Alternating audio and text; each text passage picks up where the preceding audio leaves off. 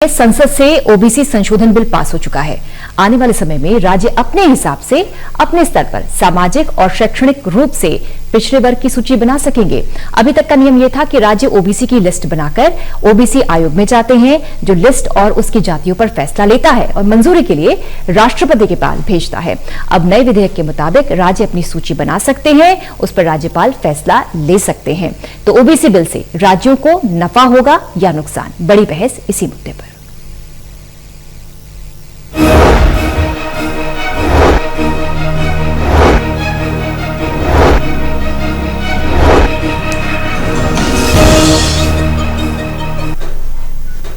तो बड़ी बहस में खास पैनल हमारे साथ, आप सभी का बहुत बहुत स्वागत। प्रवीण अत्रे जी, प्रवक्ता बीजेपी, कृष्ण कुटेल जी, प्रवक्ता इनेलो पानीपत स्टूडियो से, अश्विनी शर्मा, प्रवक्ता कांग्रेस हिसार स्टूडियो से, आप सभी का बहुत बहुत स्वागत। आज चर्चा करेंगे कि राज्यों के पास अधिकार है ओबीसी सूची तैयार करने के लिए।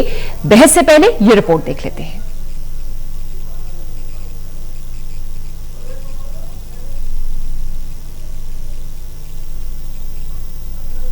संसद की ओर से राज्यों को ओबीसी की सूची बनाने का अधिकार मिलने से अब जहां आरक्षण संबंधी विवादों का निपटारा जल्द होगा, वहीं राज्य सरकारों की जवाबदेही भी बढ़ेगी। राज्य अपनी स्थानीय परिस्थितियों, जातीय समीकरणों और समानता को ध्यान में रखते हुए स्कूल, कॉलेजों और सरकारी नौकरियों में आरक्षण की नीति पर पुनर्विचार कर सकेंगे और विवाद की स्थिति में निपटारे का अधिकार भी उनके पास रहेगा। जाहिर है, इस स्थिति में केंद्र के हस्तक्षेप और आदेश की जरूरत ही नहीं पड़ेगी। 2021 में जब आप ये ला रहे हैं संविधान संशोधन, तो इसका एक तीसरा पहलू पूरी तरह से वंचित है, यानी कास्ट सेंसस, और इसकी मांग सब जगह है।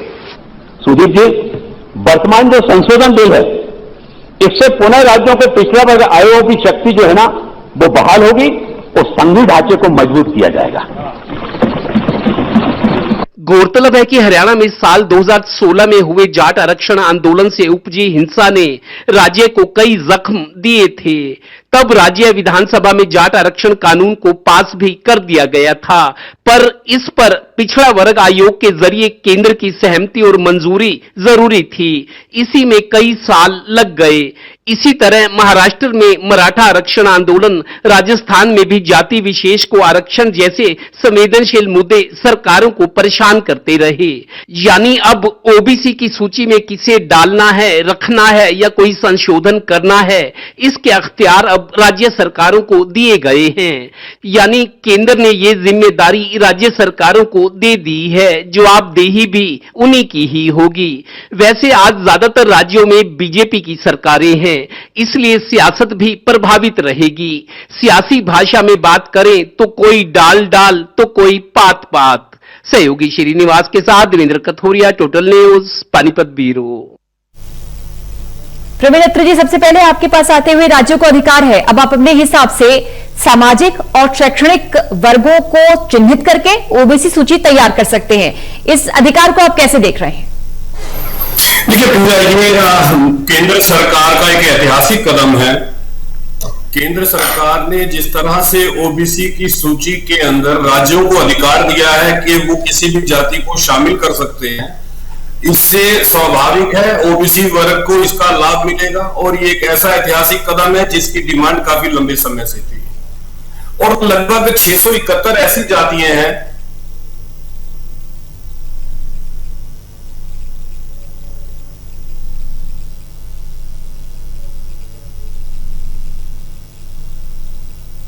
प्रवीण जी, थोड़ा टेक्निकल फॉल्ट है, आपकी आवाज नहीं आ रही। अश्विनी जी, यही सवाल आपसे, ऐतिहासिक कदम बता रहे हैं प्रवीण अत्रे इसका, और राज्यों के ऊपर के पास अधिकार भी जाएगा और जिम्मेदारी भी होगी, उनको यह तय करना है कि हम ओबीसी सूची में किसे किसे शामिल करें, किसे नहीं।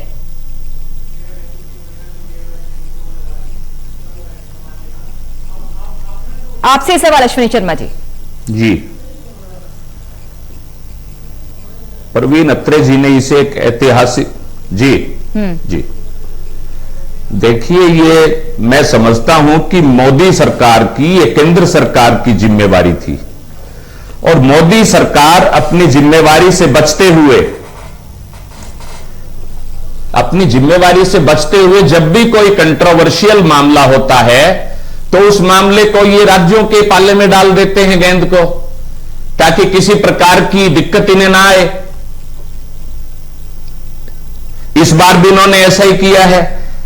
जहां तक ओबीसी संविधान संशोधन विधेयक के 127वें संशोधन की बात है, कांग्रेस पार्टी ने इसका समर्थन किया है, निश्चित तौर पर समर्थन किया है। और कांग्रेस सदैव सामाजिक और शैक्षणिक रूप से पिछड़े लोगों की पक्षधर रही है। लेकिन मैं ये बात भी कह देना चाहता हूं, दोहरा देना चाहता हूं कि यह केंद्र सरकार की जिम्मेदारी थी और अपनी जिम्मेदारी से बचते हुए, जिम्मेदारी से भागते हुए किसी प्रकार की कंट्रोवर्सी उत्पन्न ना हो। और एक बात और भी कह देना चाहता हूं कि अभी आगामी कुछ महीनों में उत्तर प्रदेश, पंजाब, उत्तराखंड कई राज्यों में चुनाव होने हैं। उन चुनाव के मद्देनजर केंद्र सरकार ने, मैं समझता हूं, यह दांव खेलने का काम किया है। और परवीन अत्रे जी इसे ऐतिहासिक या कोई भी रूप दे, मैंने अपनी बात स्पष्ट की। और जहां तक कोई संविधान सम्मत बात आती है, जहां तक मैं समझता हूं कि संविधान में संशोधन के रूप में जब कोई कार्यवाही होती है हिंदुस्तान की सबसे बड़ी पंचायत में, तो उसमें 2/3 बहुमत की आवश्यकता होती है। और कांग्रेस ने एक जिम्मेदार दल होने के नाते कांग्रेस पार्टी ने इस बिल का निश्चित तौर पर समर्थन भी किया है। लेकिन इसमें जो त्रुटियां हैं और जो जिम्मेवारी केंद्र सरकार की बनती है, उससे ये बच नहीं सकते। कृष्ण कुटेल जी, अश्विनी जी कह रहे हैं कि केंद्र ने अपनी जिम्मेदारी राज्यों को दे दी है, लेकिन हम देखा है समय समय पर कई जातियां मांग उठाती रही हैं, खूब आरक्षण के लिए आंदोलन हुए हैं, तबाही हुई है कई राज्यों में आंदोलन को लेकर, आरक्षण को लेकर। राजस्थान, हरियाणा, महाराष्ट्र में हमने देखा है कितना घमासान हुआ। लेकिन अब जब राज्यों को अधिकार मिल रहा है तो इसमें तो भलाई है। अब तक तो राज्य सरकार ये कहते हुए बचती आई थी कि चूंकि हमारे पास तो अधिकार ही नहीं है, हम कैसे दे सकते हैं आरक्षण। पूजा जी देखिए, सबसे पहले तो जो है कि जो ये आरक्षण का मामला है, और ये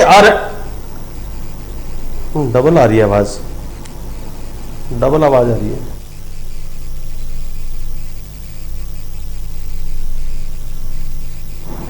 चलिए प्रदीप जी। जी देखिए पूजा, ऐसा है, मैं कांग्रेस के प्रवक्ता को सुन रहा था पहले, हालांकि टेक्निकल फॉल्ट की वजह से मेरी ऑडियो चली गई थी। हालांकि मुझे इको आ रही है कि कृपया टीम को कहीं इको दूर करें जरा। देखिए, कांग्रेस के प्रवक्ता ने जब बोलना शुरू किया तो मुझे एक बात समझ में आई, जो मैं अक्सर कहता हूं कि कांग्रेस जो है वैचारिक रूप से दिवालियापन की कगार पे पहुंच गई। प्रवक्ता यहां बैठ के ये कह रहे हैं कि इस 127वें संशोधन विधेयक से मोदी सरकार अपनी जिम्मेवारी से भाग रही। अगर आपको ऐसा लगता है भाई, तो आपकी पार्टी ने लोकसभा और राज्यसभा में इस संशोधन का समर्थन क्यों किया? यहां बैठ के आप इसकी आलोचना कर रहे हैं, शीर्ष नेतृत्व आपका इसके पक्ष में बात कर रहा है। यह कांग्रेस पार्टी के वैचारिक दिवालियेपन का एक उदाहरण है। अब ये कह रहे थे कि कांग्रेस ने एक जिम्मेदार राजनीतिक दल होने के नाते समर्थन किया। देखिए, मैं इनकी जिम्मेदारी के बारे में एक उदाहरण देता हूं। पूजा, आपने देखा होगा कि जब 1979 के अंदर एक कमीशन बनाया गया था, जिस कमीशन का काम यह था कि वो उन जातियों को चिन्हित करेंगे जो बैकवर्ड क्लास कैटेगरी में है, जिसको हम मंडल कमीशन बोलते हैं। 1990 में उस कमीशन की रिपोर्ट आई थी। लेकिन 1993 के अंदर बाकायदा केंद्र में national commission of backward classing बनाया गया। अब देखिए, 1993 में जो कमीशन बना, 2018 तक उस कमीशन को संवैधानिक दर्जा ही नहीं दिया गया।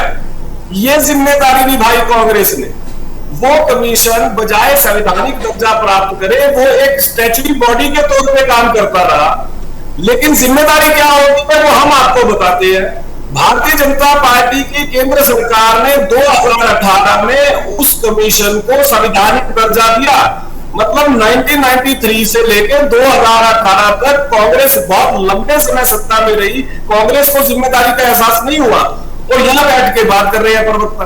देखिए, विचार करने का विषय यह है कि जब केंद्र सरकार ने यह जिम्मेदारी राज्य सरकारों को दे दी या उनको यह ताकत दे दी कि वो उन जातियों को चिन्हित कर सके जो शैक्षणिक स्तर पे और सामाजिक स्तर पे पिछड़ी हैं और वो लिस्ट वो राज्य सरकार बना सके, तो स्वाभाविक है, क्योंकि जातियां जो है वो स्थानीय स्तर पे चिन्हित करना बहुत जरूरी था। आप अपने आसपास बहुत से ऐसे उदाहरण देखेंगे कि कोई एक जाति किसी एक क्षेत्र विशेष में होती है लेकिन वो पूरे देश में नहीं होती है। उदाहरण के तौर पे मैं आपको बताता हूँ, जैसे रेडी एक कम्युनिटी है जो केवल आंध्र प्रदेश में होती है, देश के दूसरे हिस्सों में नहीं पाई जाती। अगर आप कुर्मी की बात करें तो वो बिहार में होते हैं, दूसरे हिस्सों में नहीं होते। अगर मैं जाट वर्ग की भी बात करता हूं तो वो भी हमारे पश्चिमी उत्तर प्रदेश, हरियाणा और राजस्थान के कुछ भागों में है, बाकी देश में नहीं है। तो इसलिए स्थानीय स्तर पे जातियों को चिन्हित करना बहुत ज्यादा महत्वपूर्ण था। और मैं हैरान इस बात में हूं, जिस विधेयक को पास किया गया, कांग्रेस खुद इसकी मांग करती रही। जिस वक्त मराठा आरक्षण के ऊपर कोर्ट ने जब आरोप लगाई थी तो कांग्रेस खुद अपने आप को हितैषी बताते हुए इस बात की मांग करती रही, लेकिन यहाँ बैठ के प्रवक्ता साहब कह रहे हैं कि मोदी सरकार। अश्विनी जी लौटेंगे आपसे ये उत्तर लेंगे, लेकिन कृष्ण पटेल जी, अगर आप तक आवाज आ रही है तो जरा आप भी टिप्पणी दीजिए कि इस अधिकार को आप कैसे देख रहे हैं। पूजा जी। पूजा जी देखिए, सबसे पहले तो जो ये है कि क्योंकि जब देश आजाद हुआ, देश आजाद के बाद ही जो है और बीसी के आरक्षण के लिए ये आवाज उठने लगी है, तो उस समय पंडित जवाहरलाल नेहरू के टाइम के अंदर काका कालेलकर की रिपोर्ट को तैयार किया गया। और काका कालेलकर जब आयोग बनाया तो काका कालेलकर की जो रिपोर्ट आई तो उसके अंदर जो है कि जो हिंदुत्व के जो पिछड़े जो लोग थे तो उन्हीं को ही सूची के अंदर डाला गया। जो दूसरे धर्मों के लोग थे वो जो है कि इससे इस सूची से अलग रहे हैं। लेकिन जब इस देश के अंदर इमरजेंसी लागू हुआ, इमरजेंसी के बाद जो है कि इस देश के प्रधानमंत्री मोरारजी देसाई जी बने हैं और मोरारजी देसाई के टाइम के अंदर बीपी मंडल जी मधेपुरा से जो सांसद बने, मंडल कमीशन बनाया गया और मंडल कमीशन के बाद जो है फिर जाकर के जो है कि इसकी रिपोर्ट को तैयार किया गया। तो उसके अंदर जो है कि 3743 जातियों के करीब जो है कि जातियां चिन्हित की गई। और लेकिन जो है कि 1979 के अंदर फिर सरकार की 80 के अंदर फिर जो है कि लेकिन बीते कुछ समय से जो लगातार हम देख रहे हैं कृष्ण पटेल जी, बीते कुछ समय से हम देख रहे हैं राज्यों में आरक्षण को लेकर खूब हो हल्ला हो रहा है। राज्य ये कहते रही, सरकारें ये कहती रही, चूंकि हमारे पास तो अधिकार नहीं है, केंद्र को तय करना है, तो ये आरक्षण लंबा खींचा और खूब हल्ला हुआ। लेकिन अब चूंकि केंद्र ने दे दी है जिम्मेदारी, तो ये राज्यों की जिम्मेदारी तो बढ़ जाती है ना। तो इस अधिकार को आप कैसे देख रहे हैं? देखिए, ये जैसे कि फुटबॉल को किक लगाते हैं तो केंद्र ने जो है कि किक लगाया वो राज्यों के अंदर डाल दिया है। अगर केंद्र इसके ऊपर संज्ञान लेता, क्योंकि ये तो हमारा जो संवैधानिक अधिकार है, संवैधानिक अधिकारों का जो है कि एक हनन है। क्योंकि आरएसएस के प्रमुख भागवत जी ने 2015 के अंदर जो है कि एक बयान दिया था कि हम जो है कि आरक्षण के अंदर जो है कि वो संशोधन चाहते हैं, कुछ संविधान के अंदर जो प्रावधान है तो उसको हम बदलना चाहते हैं। इनकी मानसिकता जो है वो मानसिकता जो है कि ठीक नहीं है, क्योंकि अगर ये ईमानदारी से, सच्चाई से ठीक नहीं मानते, ये जो पावर मिली है राज्यों को, आप ये कह रहे हैं कि ये क्योंकि अश्विनी जी ये एक लड़ाने का काम कर रहे हैं, क्योंकि जो बहुत से प्रदेशों के अंदर बीजेपी की सरकार है तो इन्होंने जो केंद्र वर्सेस राज्य हो जाएगा। देखिए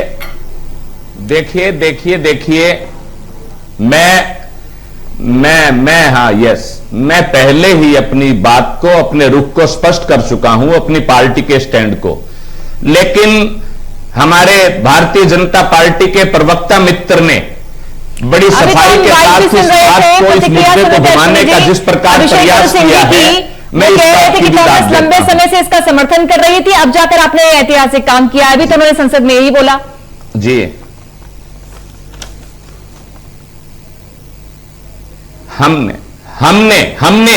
हमने मैं पहले ही स्पष्ट कर चुका हूं कि एक जिम्मेदार दल होने के नाते तो हमने इस बिल का समर्थन किया है। केंद्र ने अपनी जिम्मेदारी राज्यों को इनकार नहीं करता, लेकिन आज ये बिल क्यों लाया गया?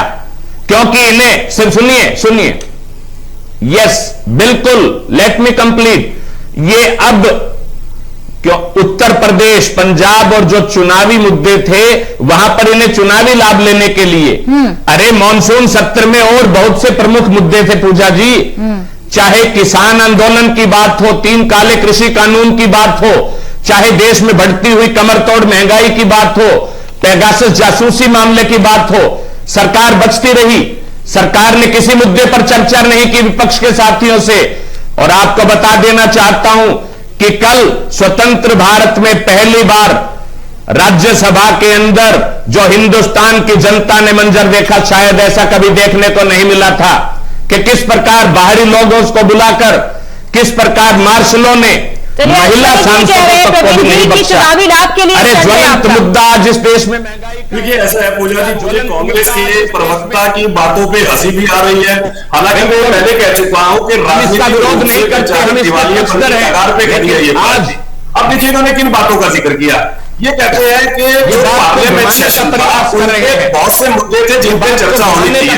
ये बात तो हम भी लगातार कह रहे थे। चर्चा आपको याद होगा ये वही कांग्रेस पार्टी है। मोदी सरकार कोरोना की महामारी से देश त्रस्त था तो लगातार एक मांग करते थे कि सरकार को विशेष हरियाणा में जब जाट आरक्षण के बारे में लिखकर जब मानसून सत्र आया तो यही कांग्रेस जो चर्चा करने से बात खड़ी हुई, गुजरों ने चर्चा करने को तैयार नहीं थी। अब ये किसानों का मुद्दा ने आरक्षण भी यही बात कह रहे थे केंद्र कि भाई किसानों के मुद्दे पे चर्चा कर लीजिए, इनको चुप कराइए, इनको चुप कराइए, चुनावी जरा बीच में अश्विनी जी, अरे सुन लीजिए भाई, सुन लीजिए, आपका टाइम खत्म हो गया, समय पे बोलिएगा ना, आपकी आवाज किसी को सुनेगी ना मेरी सुनेगी, इंतजार कर लीजिए थोड़ी देर ताकि अपनी जिम्मेवारी। देखिए ऐसा है कि साहब कहते हैं कि देखिए किसानों के मुद्दे पे चर्चा होनी चाहिए थी। इन्होंने हम भी ये बात बार बार कह रहे थे। लोकसभा के स्पीकर ओम बिरला जी, जिनकी वीडियो ऑडियो जो है इस वक्त सोशल मीडिया पे वायरल है, वो बार बार कह रहे थे कि भाई हंगामा मत कीजिए, आज किसानों पे चर्चा करनी है। किसानों के कह रहे हैं कि जो चुनाव अगले साल होने हैं यूपी में, पंजाब में चुनावी लाभ लेने के लिए आपने मुद्दा उठाया, ये संशोधन बिल लेकर आए, उसे पास करा दिया। कांग्रेस तो इसकी डिमांड लंबे समय से कर रही थी। वो एक बात से तो आप भी सहमत होंगे, उन्होंने भारत इतना विशाल देश है में चर्चा के अंदर चुनाव कहीं ना कहीं लगातार होते रहते हैं, चर्चा नहीं, किसी ना किसी प्रदेश में असेंबली चुनाव या बाई इलेक्शन या पंचायत चुनाव या जिला परिषद चुनाव, ये पूरे देश में कहीं ना कहीं होते रहते हैं, पूरा साल होते हैं। तो अगर हम कांग्रेस के प्रवक्ता की बात में जाए तो इसका मतलब यह है कि आप जनता के हित के अंदर कोई कानून नहीं बना पाएंगी, क्योंकि चुनाव तो हमारे यहाँ पूरा साल चलते हैं, इतना विशाल देश है हमारा। लेकिन सोचने का विषय ये है कि ये कांग्रेस वालों में पागलती है, बाहर तो किसान की बात करते हैं और अन्य काम लोकसभा और राज्यसभा में किसानों में चर्चा करना नहीं चाहते। अब जानने का विषय ये है कि ये चर्चा क्यों नहीं करना चाहते की बात करते हैं। इनको पता था कि अगर लोकसभा में या राज्यसभा में किसानों के मुद्दे पे चर्चा हुई तो इनकी पोल खुल जाएगी, क्योंकि वहां पे इनको ऑन रिकॉर्ड ये बताना पड़ेगा कि पंजाब के अंदर कॉन्ट्रैक्ट फार्मिंग का कानून अब भी है, जिसके अंदर किसान को 3 साल की सजा का प्रावधान है। क्यों ये कानून है, ये जवाब इनको देना पड़ता है। चर्चा करने से बाद महंगाई को ये जवाब देना पड़ता है। सदन में 2019 के चुनावी घोषणा पत्र में कांग्रेस किसी चुनाव की वायदा कर रही थी, इनकी पोल वहां पे खुलती, इसलिए इन्होंने किसानों के मुद्दे पे चर्चा नहीं की, इन्होंने कोरोना पे चर्चा नहीं की, इन्होंने महंगाई पे चर्चा नहीं की, लेकिन एक झूठ को पकड़ के चलते रहे। वो क्या था, पेगासस एक ऐसा सामाजिक और रक्षा मंत्रालय अपनी बात कह चुका है, हर व्यक्ति मंत्री अपना जवाब दे चुके हैं, सुप्रीम कोर्ट उसमें अपनी टिप्पणी कर चुका है। उसके बावजूद ये लोग इस झूठ को पकड़ के पार्लियामेंट को चलने दे रहे थे, लगातार हंगामा कर रहे थे, ताले में डालने का काम। पटेल जी, हमने कई राज्यों में देखा है कैसे होती है आरक्षण के याद में कई राज्यसभा हुए, हरियाणा में भी हमने देखा किस तरह से यहाँ पर हाहाकार मचा था, कई जिले बर्बाद भी हुए थे। उस समय लगातार सरकार ये कह रही थी क्योंकि मामला केंद्र का अधिकार है, हम कुछ नहीं कर सकते, लेकिन अब तो जिम्मेदारी राज्यों की तय है ना। आप विपक्ष को तो ये अच्छा होना चाहिए, अच्छा लगना चाहिए कि अब राज्य इसकी नीति पर, आरक्षण की नीति पर पुनर्विचार करेगी, केंद्र के हस्तक्षेप की जरूरत नहीं है, मामला तुरंत निपटेगा और राज्य में शांति बनी रहेगी। देखिए पूजा जी, मैं इसके अंदर ये कहना चाहूंगा कि जितना आज बीजेपी दोषी है, क्योंकि बीजेपी चुनाव को देख करके जो है कि ये काम को कर रही है, उससे ज्यादा दोषी जो है कि इसमें कांग्रेस भी है।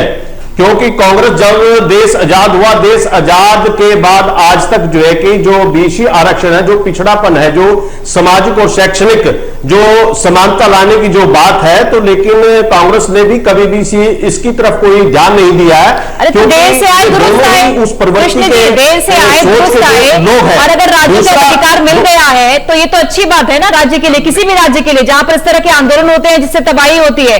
राज्य सरकारें चिन्हित करें कि कौन से वर्ग जो है सामाजिक रूप से, शैक्षणिक रूप से, आर्थिक रूप से पिछड़े हुए हैं। तमाम घोषणाएं, लेकिन आज संसद के अंदर जो मानसून सत्र है तो इनको जो है कि कोरोना के ऊपर बातचीत करना चाहिए था, तो दूसरा जो है कि किसानों का जो आंदोलन चल रहा था उसके ऊपर बातचीत करना चाहिए था, तो लेकिन इन्होंने चुनाव को मद्देनजर रखते हुए जो है कि इस मुद्दे को लेकर के आए हैं। और दूसरा जो है कि मुद्दे को लेकर के आए हैं, फिर भी इनकी मानसिकता ठीक नहीं है। लेकिन मैं इनसे पूछना चाहता हूं, चाहे कांग्रेस का है चाहे बीजेपी का है, लेकिन आज जो है कि ओबीसी सरकारी नौकरियों के अंदर कितना % लोग इन्होंने भर्ती किया, जबकि देश की सबसे बड़ी आबादी जो है कि वो ओबीसी की है। हम 52% जो है कि ओबीसी इस देश के अंदर मानते हैं, लेकिन मात्र 12.55% जो है कि इन्होंने जो है कि सरकारी नौकरियों के अंदर जो है कि ओबीसी को जो है कि वो प्रावधान मिला है। और प्रशासनिक का क्षेत्र के अंदर जैसे आपको अधिकार मिल गया है 4.83। अब तो जितनी भी आपकी नाराजगी है, जितने भी सवाल है, प्रवीण जी दूर करेंगे ना? पूरा अधिकार कहां से मिला? लेकिन ये जैसे कि 2 अप्रैल 2018 को भी ये एससी एक्ट के अंदर जो है संशोधन लेकर के आए थे, लेकिन इनको मूर्ति खानी पड़ी, क्योंकि एससी समाज का व्यक्ति जो है वो सड़कों पर उतर करके जो आंदोलन को चलाया। लेकिन आज ये बीजेपी की सरकार जो है कौन का सहारा लेकर के फिर इसको जो है कि उलझन के अंदर जो है कि डाल करके जो है कि बैकवर्ड समाज को भ्रमित करने का काम करेगी। सदैव अश्विनी जी अब बोलिए। जी मैं कुछ कहना चाहता हूं। हाँ, अश्विनी जी से कमेंट ले लें। जी Ashwini ji. Other backward class के लिए चाहे सामाजिक शैक्षणिक उनके आरक्षण की बात थी, कांग्रेस पार्टी ने सदैव, कांग्रेस पार्टी का नारा रहा है, कांग्रेस का हाथ सदैव गरीब के साथ। हमने इस देश को जितना दिया है, आज ये यहां बैठकर बात करते हैं। अरे जो ज्वलंत मुद्दे थे उन पर क्यों नहीं चर्चा की, क्यों ये सदन में भागते रहे? 70 साल में जो नहीं हुआ इन्होंने करके दिखाया कल सदन में। से आप लोग डिमांड कर रहे थे, किस प्रकार इन्होंने महिला सांसदों के साथ चर्चा की नहीं। प्रवीण जी वास्तव में ये क्या है कि अगले साल जो चुनाव होने वाले हैं, राजनीतिक ये डर है क्या विपक्ष का? इसका फायदा मिलेगा, ये जो अधिकार मिला है राज्यों को, इसका फायदा मिलेगा क्या आपको चुनावी राज्यों को? गृह मंत्री थे, तो लेकिन हमारा देश इतना बड़ा देश है, रिपोर्ट सोचा है कांग्रेस की सरकार सोचा कानून ही नहीं बना पाएगी। इन्होंने उन चुनावी मुद्दों उन राज्यों में चुनावी लाभ लेने के लिए इनकी मंशा ठीक नहीं है, लेकिन संविधान कांग्रेस की मांग थी, अब कह रहे हैं मंशा ठीक नहीं है। चुनावी राज्यों में लाभ लेने के लिए उत्तर सुन लीजिए सर, प्रवीण जी कह रहे हैं, जवाब दे रहे हैं। हाँ, ये मुख्य रूप से जो 7 राज्यों के अंदर जो चुनाव है डाला है निश्चित रूप से हमने समर्थन किया है। सुनिए पहले, देखिए ऐसा है, हम चाहते थे पूजा जो ये संशोधन लिखते रहे हैं, ये कह रहे हैं, अरे चुप हो जाओ, ज्ञान में ला देना चाहता हूं। ये आज जी बहुत कम समय, ये पहली बार संशोधन नहीं हुआ। प्रवीण जी जल्दी से 27वां संशोधन है। बीजेपी का लड़वाने का काम है, हरियाणा लड़वाने का काम किया, राजस्थान में ऐसा किया, महाराष्ट्र में किया है, और उत्तर प्रदेश के अंदर इन्होंने जो है राजनीतिक करने का काम। चलिए बहुत बहुत शुक्रिया आपका जुड़ने के लिए और इस बड़ी बहस में भाग लेने के लिए बहुत बहुत शुक्रिया। ओबीसी संशोधन बिल पास हो गया है, सरकार ऐतिहासिक कदम बता रही है, लेकिन विपक्ष ये कह रहा है कि अगले साल चुनाव होने हैं और चुनावी लाभ के लिए दरअसल ये संशोधन बिल पास किया